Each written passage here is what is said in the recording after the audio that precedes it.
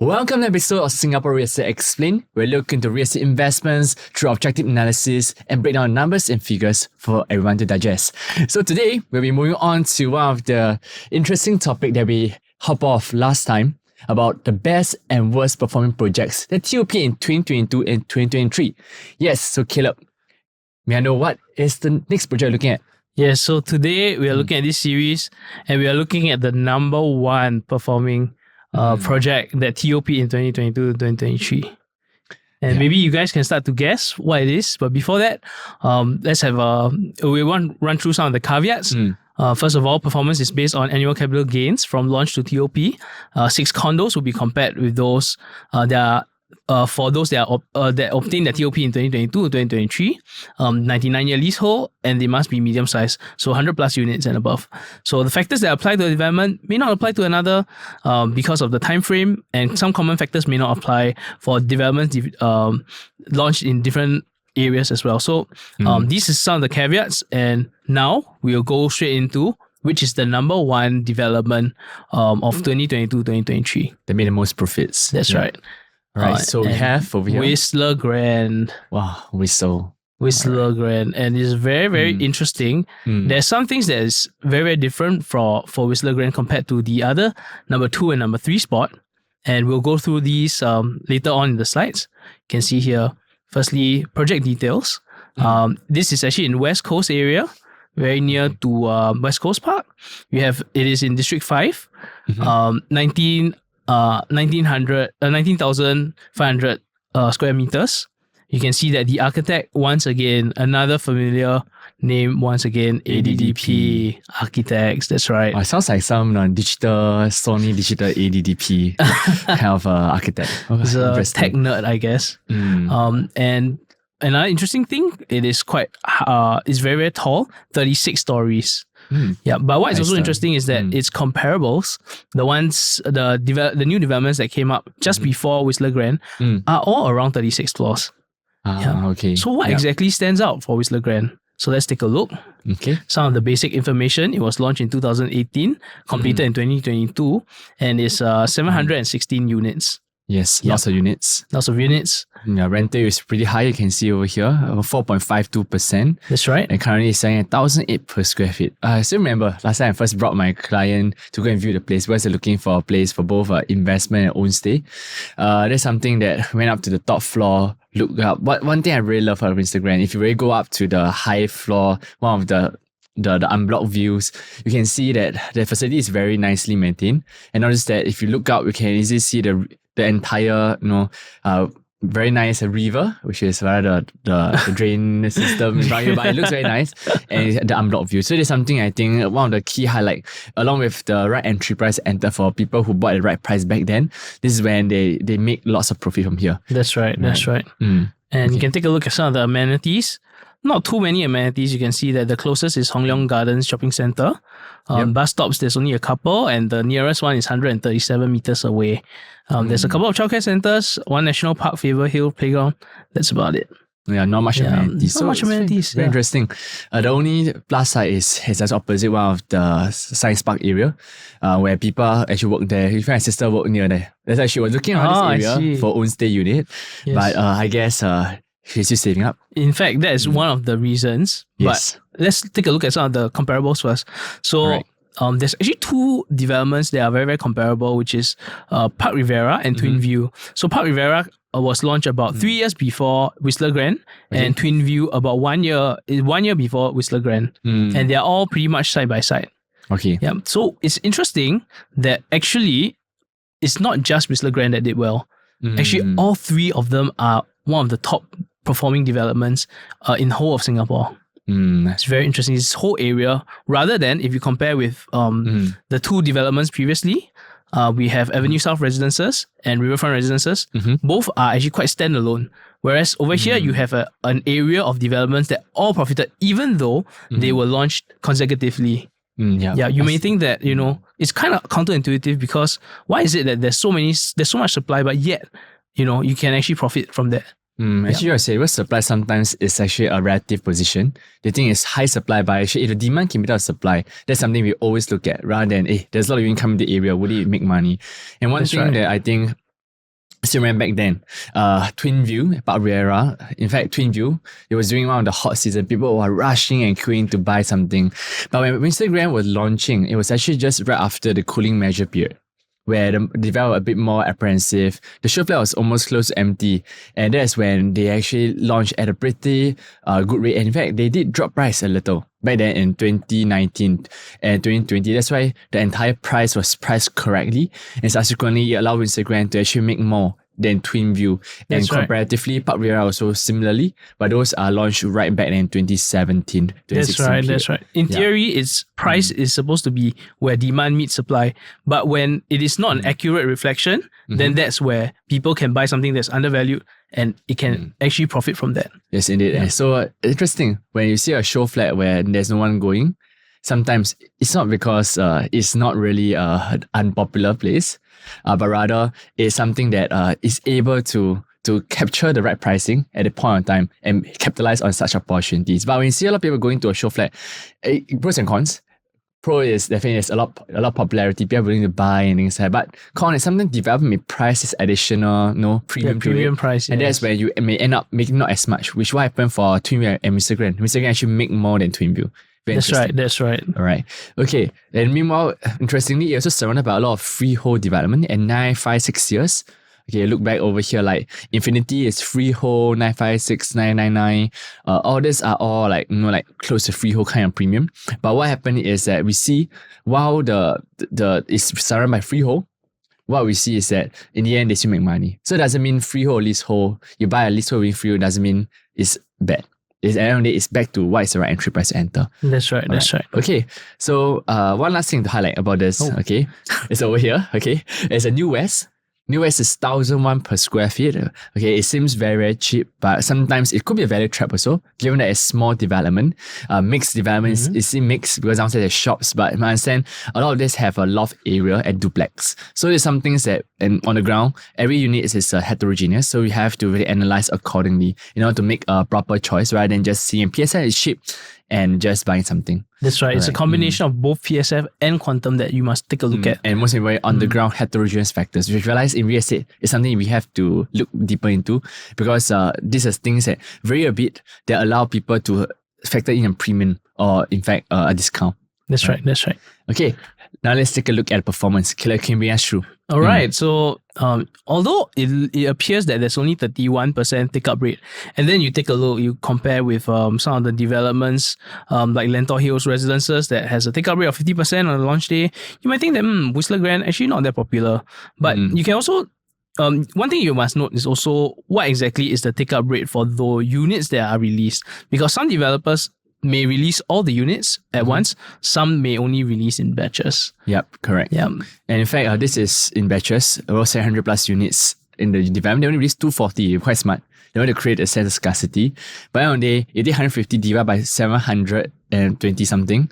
It's only less than 20+%. So it wasn't like the best, but in the end, the price that came later on, you can see, is a snap up along the way because people see that the price is great. So there's something to think note. If you are someone who just bought into a development that only have 30% that is taken up on launch day, don't worry, because Mr. Grand, even though that did happen, I mean, end of the day, you see, it's one of the top performing at the end.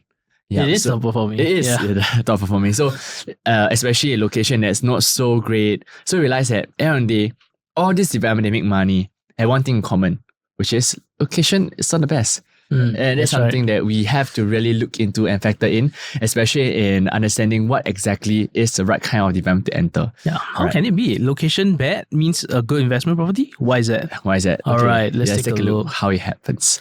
Okay, we'll take a look at what's the performance like. 6.9% annual capital gains. Wow. You can see the graph. Yep. You can see that there was quite a decent amount of intake at the start, but you can see it's very, very steady. Very consistent increase in price over from 2019 all the way to 2023. And not just that. In the combination, there is very, very high rental yield as well. 5.4% rental yield. Because this area is very near to the science park, Jurong Business District, the area, where places like Excite, big companies are actually over there. And we have also down all the way to NTU. And also the other side to NUS Clementi. So it's a very nice mix of buses that actually cross that area. So a lot of people like to rent the area. Yes, that's right. Actually, the reason why, which we'll explain in a bit. Yes. Before that, the last part will be looking at the performance. You can see that profitable transactions, 65 transactions, and no unprofitable transactions, none. Right, and you can see that annualized gains start from 9% to 7% for the top few. They've already made 600,000, 500,000, Wow, 400,000. Yeah, and this is just based on price, 9% per annum based on pricing. But if you do a leverage, easily that's like close to 30+%. Yep. Cash on cash returns, which is great. Yeah, and you see the biggest profit, one thing to note is 600 plus K, and 600 plus. And in fact, one thing in common is they're all the 4 bidders. So that's something that we do highlight in our unit selection when it comes to buying a unit in OCR area. If you can go for a 3 or 4 bidder, the demand and the premium of making more will be higher because of the demand for such units. That's right. All right. When your space is larger, your PSF increase need to be less for you to have a higher percentage gain. Yep. So let's take a look at some of the reasons why Whistler Grand is number 1. All right. It's okay. First of all, entry price. Always entry price. Okay. Why entry price? We take a look. The break even is actually 1,314. And the launch price average at the time, as Chris mentioned, that the developers were a bit more cautious, and so they decided to have a discount, start off at a lower price, and not just that, it's not just low, it's very low, 4.7% above break even price. You can see that. Yes, indeed. So it's something that safeguard downside of the buyers. At the same time, if the developer wants stage price to make more profit later on, they will want more than want to do so they can earn back as much as they can. That's right. Yeah, indeed. Okay, next, let's take a look at the entry price. Okay, can you bring us through? That's right. Let's take a look at something that's very interesting. You can see that, Park Rivera, two years older, it's actually at a lower price, and they've actually profited as well. But when you compare Whistler Grand and Twin View, the two that are the most similar, one that is Whistler Grand that came out 1 year later, it was actually at a lower initial price. Yeah. Yes, indeed. Very rare. Yep. And it was actually launched at a price that was below Twin View at during the same time in 2018. Yep. And you can see that from 2018 to 2023, Whistler Grand actually overtook Twin View in terms of price, even though the starting price was lower. So actually, when you have something that has a lower starting price and there's something that's comparable, you can see that there's a good chance that, for example, in this case, the new development that's cheaper actually can still outperform the older developments and will give you the most returns for investment. Indeed. Yeah. And one thing very interesting is Mr. Grand actually located closer to the AYE, the expressway, as compared with that of Twin View, which shielded by your Park Rivera. So some things that we also noticed, even with the fact of it next to highway, it's not as important if the price set is correct. So that's something that we will run through later on. How do we enter into right entry price and factor that in our personalized investment matrix? All right. That's right. And we take a look at something else as well, quantum play. That's very important to know. Yeah, because we're looking at something that's in OCR, and people are more price sensitive. So what do you notice here? You can see that Whistler Grand, 2-bidder, we are looking at 2-bidder as a reference. Wow. So it's actually cheaper than all of the other alternatives in the market at the time. And it's the newest development of all of them. Correct. In fact, wow, it's 800K versus 1 million. There's something that you must be very, very have a great foresight so that you can hedge against quantum play. That's right. That's right. So we look at both PSF and quantum play, and we realize that for Whistler Grand, it's not only one of the top few in terms of low PSF, it's also one of the top few in terms of low quantum, and that makes it very, very attractive relative to its neighbors. So that's something I realized, even for PSF, it may be misleading because even if the PSF is low, your quantum is high, people may not want to take it at the end of the day. Because quantum in this case, I think for people who first heard about this word, it's actually meaning price of property. So even though PSF can be low, but have wasted space, big balconies, big layout, there's a lot of big window, at the end of the day, the price of the final property may be high. So sometimes PSF, which is a lot of a mistake that investors should make, it may be misleading. Because at the end of the day, people don't look at just PSF, but also at the price they're buying into. That's right. Yes. And number two factor, which is what we've been talking about, is pent-up demand. So there's actually not many there is actually a lot of demand in this area surrounding in north side, in the south side. You can see in the south side, you have business 2 zoning, Pandan Loop. You have clean industry, light industry. All of these workers want to stay near there for convenience. Right. And if you take a look at the next one, above you have International Business Park, Clementi West Logis Park, Business 1 and Business 2. All of these are workers that want to stay in the area, but this specific area actually did not have that many supply compared to the demand. Yes, indeed. Yeah, so there's something that we always look at, what are the upcoming demand in terms of like purchase and rental, which is very, very important. That's right. Yeah. And we look at factor 3, something that is quite common as well. This picture looks familiar once again. Yeah, once again, very familiar photo, repeated 3 times. Yeah.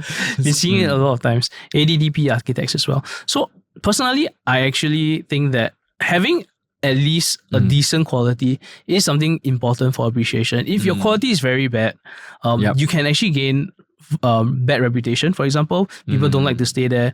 So at the very least, if it's by someone who has some kind of track record in terms of quality of the development, I don't think that it necessarily has to be the best of the best, because sometimes you have to pay a premium for that. But as long as it is a decent quality, something that people can trust, then I believe that that development would have the appreciation potential, assuming that the other factors are right. That's why they went on stage multiple times. That's right. And that's why they are also like, okay, they look like, I got this, I just stand on the stage, right? And it's quite interesting because for this developer award, BCA Green Mark Platinum Champion Award, like CDR is also one of them. That I should add on an addition. But of course, I won't see that as a major factor, but it's a very interesting observation you make for these 3 development they make the most during this period of time. That's right. That's right. Okay. And can run through the facility quality. Once again, there's something similar as well compared to the others, which is that they have a very robust facilities in the development. You can see you have a lawn deck, lap pool, spa pool, hammocks, and all these things. And one thing in common, I think, is the availability of kids facilities. Yeah, a lot of these for these 3 developments. It's actually quite tailored to families with kids. And you can see that all of these facilities only help to package the whole image of Whistler Grand for being very friendly, family-friendly development. I see. Yep. And one thing to note is landscaping is very well thought out because of the architect also, how they actually sparsely have 2 tall towers, and have a nice spread of facilities rather than one that is just like overcrowded and very weird kind of close proximity between blocks. That's something that not a very big factor, honestly, but it's something that is a plus point when it comes to taking note of iconic infrastructures. That's right. Okay. All right. And these are some of the what it looks like nice. Very, very long lap pool and also cantilever very gym. Flowery. Yeah, I can see a lot of flowers. And in fact, very interesting, a cross with a telephone line. Okay, that's very interesting, artistic. Next one is the unit mix. You can see the unit mix quite balanced. You can see that you have 2 bedders. Majority is 2 bedders and some 3 bedders as well. There's quite balance, you can see. Yeah, but one thing note, you can see they do stack more into the 3 to 4 bedders. That's something that developers should plan very nicely. And there's something that instead of all loading into the 1 to 2, or the 1 to 2, it takes up 50-50 for each. It's not totally load onto that. And that's something you notice, even for unit types, it's very important to choose what kind, as I mentioned just now. Rather than 2 and 2 plus study, for OCR, usually we notice that the 3 and 4 will make more, but 1 is something that doesn't make as much. In fact, the demand for this is not as high, depending on area, of course, but it's something you just take note. But you can see that something that you can contrast with, for example, is there's an upcoming development called TMW Maxwell. They only have 1 and 2 bedders, and the reason why is because their target audience is the working class that's working in the CBD area. And you can see that all of the facilities in TMW Maxwell also is catering to the working person to have meetings and to have social gatherings in a more professional settings. Whereas if you take a look at Whistler Grand, you can see that it is very, very family focused with kids, young family focused, I would say. Yep, indeed. All right. And next we have something that's quite interesting. not too sure whether this actually contributed to the demand. Mm-hmm. But you can see here, in 2016, there was an agreement for the high-speed rail, and essentially high-speed rail is connected to somewhere in Jurong East, which is very, very close to West Coast. And at the time, high-speed rail was something that was very hyped up in the market. So it could be something that was propagated by the media as well. But although in 2018 September, they actually decided to defer. But the good news for some of those who are staying in the West is that recently there's been talks of the HSL coming back. Yes, indeed. Yeah. And that's something that's why for us, when it comes to transformation or this kind of government news, especially relating to overseas parties, in Singapore, usually they will want to do it. I mean, this for URA master plan. But when it's an external party involved internationally, especially Malaysia side, that's something we learn that is not always confirmed. So speculation when it comes to factoring all these things, and when developers use this as a selling point, you must beware because they do factor this thing into like the premium they're charging at times, and that's when people who bought into certain projects may not make as much as they think they will. That's something that we also have to factor that in when it comes to this. Okay, that's right. Given that the agreement is actually before the launch of Whistler Grand, I think it could be possible that there was very dampened sentiments for demand in West Coast area. So actually, that could be a reason why the developers actually priced it so low. Yes, indeed. Launch, that's why when they launched it, they didn't wanted to launch high after a while. They know of this particular news that came out. So it's a plus point. I mean, bad news is always a good thing for buyers at times. For investors, yeah. Investors, yes. Yep. All right. You can see this is the proposed high-speed rail route. Wow. That goes to Singapore, Jurong all the way East, to Kuala Lumpur. all the way to KL. Yeah, you can enjoy some KL food there. But fun fact, this high-speed rail, I just found out recently that you need to book 1 year ahead. It's crazy because it's not like an everyday commute. So if people think that this will be the next, like JB to Singapore kind of train, even JB Singapore the train, need to book in fact, like 4-3 months ahead. So it's not really something that you expect. Lots of expats coming flowing into this, but you just add on to a convenience in this area, which is good. I mean, if you talk about you want to go to Kuala Lumpur within a few days, transport, but in terms of daily commute, there's not something that people will be looking at. There's something I just found recently. It's very interesting. Very interesting. All right. So that's why I put question mark here. Future high-speed rail. Okay, number 5. Let's run through. Maybe Caleb can bring us through the last one is, it is within 1 km of a good primary school. I think this is a school that during my time was very popular. It was during our time, Nanhua and Nanyang were the best primary schools. But I mean, nowadays all the primary schools are good schools. Yes, right. Indeed. Okay. But it is within 1 km from Nanhua Primary School, and also quite a decent school, Chifa Primary School. Okay. At the time though, in 2018, Nanhua Primary School was only ranked, it's ranked 25th. So that's quite decent. Okay. Not particularly a top 10 school, but still, that could be a selling point for families who want to, move there, because the target audience for Whistler Grand is actually for young families. Indeed, and very true, because within the area, something that is pretty 1 km for Nanhua, a lot of the school, in fact the condo, like Triling and all the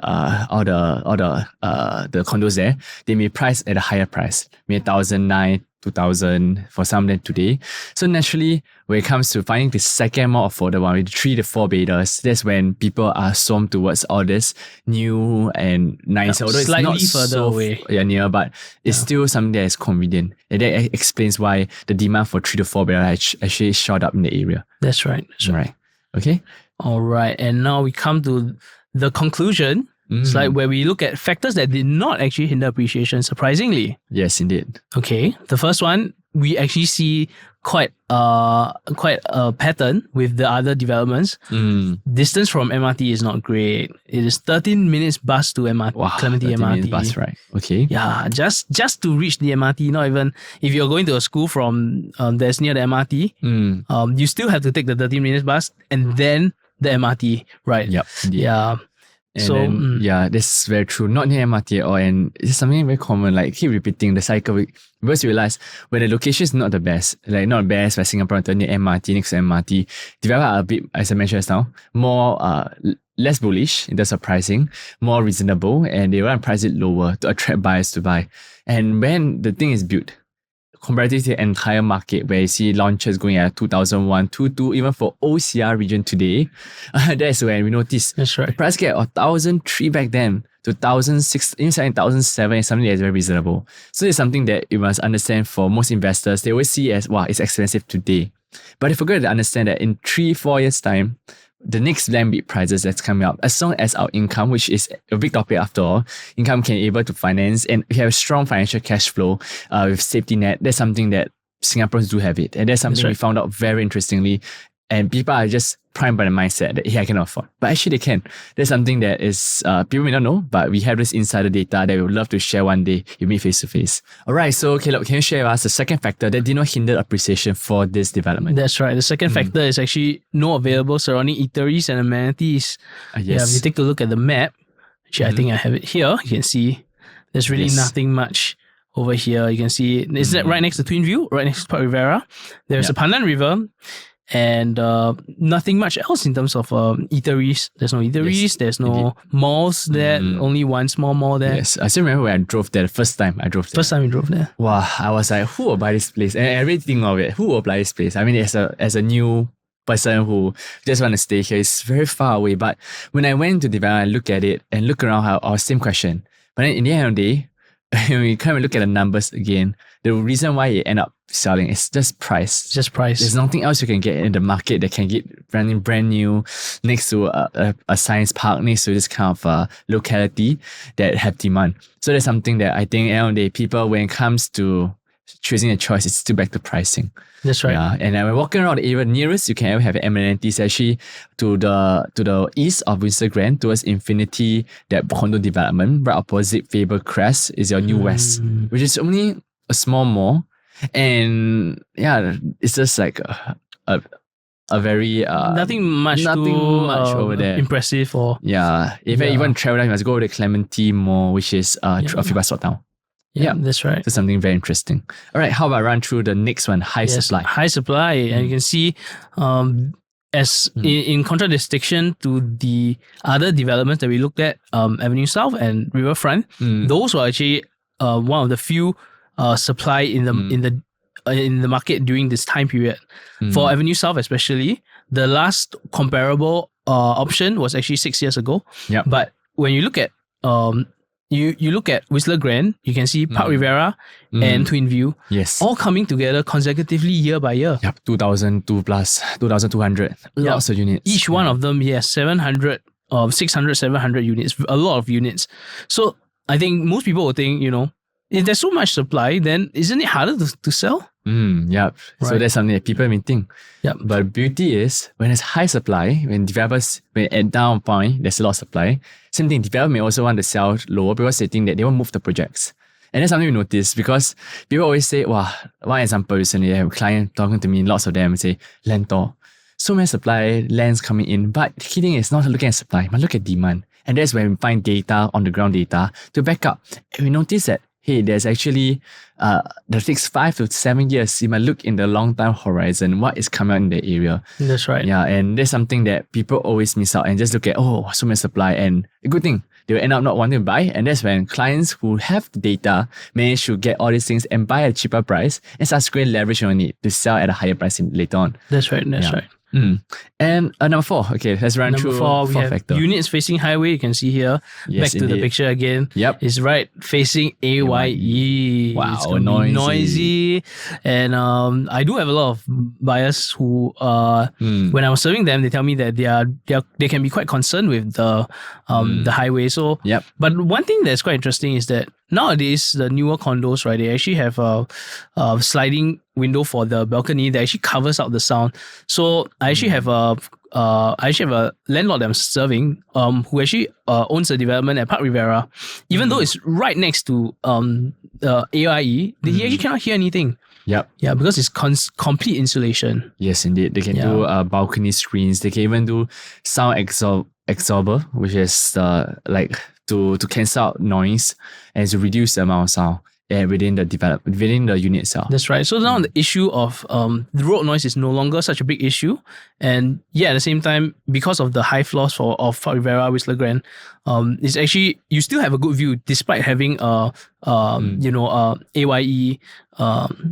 right in front of the building.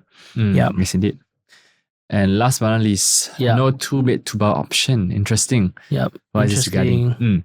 So it's very interesting because usually you can see buyers of two-bedders would prefer something with a 2-bed 2-bath option. Okay. Yeah, and the reason why is because of privacy. Maybe they have kids, they want to stay in their own room. Their kids have their own room, and then they want to be able to use their own master bathroom. But when you have 2 bed and 1 bath, you don't really have the option. Everybody has to share the same toilet. But still, you can see that there is demand, and this is something that's quite surprising. Yes, indeed. And we may have heard of like people on the ground say 2 bed 2 bath not easy to sell. But the key thing, 2 bed 1 bath. But the key thing is, end of the day, I found out is just back to pricing. Because if you can find something that, wow, the quantum is so cheap, you can never get a 2-bedder even in an entire area. Naturally, this is the sell. This will definitely be picking up because maybe the 2-bed 2 bath option, if there is any in the area, it could be like 200-300K higher than your current unit for a 2-bed 1 bath. So it's another class, and people are not willing to pay for that premium. So that's when, at the end of the day, the one that make the most is no longer just about thinking, hey, no 2-bed 2 bath must be there, a 2-bed 2 bath option must be there, but rather to look at the entry price and enter accordingly. So for buyers who are really looking into a 2-bed 1 bath option, that's something that in terms of reasonability, if there is the price is right, I mean, in terms of entry price, that's something we are more concerned about rather than thinking, hey, 2-bed 1 bath cannot sell. It doesn't work with it, because I have clients who bought a 2-bed 1 bath at this place called 4th Avenue, and see the price went up by 300-400K just within 2.5 years or 2 years. And when the price entered is the right price. That's something that we do look at in order to make a right decision in terms of entry price. That's right. So we've come to the end of looking at the top 3 developments for TOP in 2022 and 2023. So how do you feel from all these? Wow. I honestly, before we actually embarked on this research, I never thought that something that is, yes, I say location is not so important, but from this, it justifies the point. Location is not important at all. Yeah. And the key thing is really understanding what is the upcoming land bids, upcoming prices, looking at the whole market trend, and looking at heterogeneous factors that's intertwined together to give you a whole picture of risk investment. That's something very exciting for me for this research. How about you? For me, I think there's quite a few interesting things that I did not expect. That, I always wondered, whether supply is going to affect your demand or your ability to appreciate. But you can see that there are areas with a lot of supply, you have areas with very limited supply, and they both performed equally well. So there's a lot of, I think that what I gather from this is that there's a lot to learn, but that also price is king. Price is king. Supply is an illusion. Because people always think that, as I mentioned, lots of supply. Maybe 2,000 units coming into this area. But if we realize that Singapore, if you are able to trace the demand the next 5 to 10 years, that's what I'm more keen about. And anyway, even with all this, the UN master plan, they don't just lumping supply this way, especially government land areas. If they plan a certain number of units to be there, URA, actually, fun fact, because I have friends who are working URA have told me before, they plan out years ahead and they research on the ground what are the demand in the area before even launching a land. So it just kills inside the food. It just launch units to crash the price. So at the end of the day, it's very important to understand this when it comes to entering into an area by just looking at lots of supply. So many units I can buy. I love it because that's when our clients or investors are able to capitalize on all this market fear we have no basis sometimes to make money from risk investments. That's right. But we are only halfway through the series. Yes. Yeah, we're only looking at the bright side, the happy side. But what about those that did not really perform very well? Why did those happen? And are there some of these factors that maybe we think that it will affect appreciation? Actually, it did not affect the appreciation at all. Yes, correct. And so some of this best project, maybe the best location, nicest place, iconic infrastructure, but when it launched the wrong price, naturally you get a bad result. So that's something that we love to analyze more so we can see whether any cross-reference between these two factors. That's right. So we'll have a summary cross-referencing at the end of this. Yes, indeed. And so for the next time, stay tuned for our 3 worst performing developments that Yep. TOP in 2022 and 2023.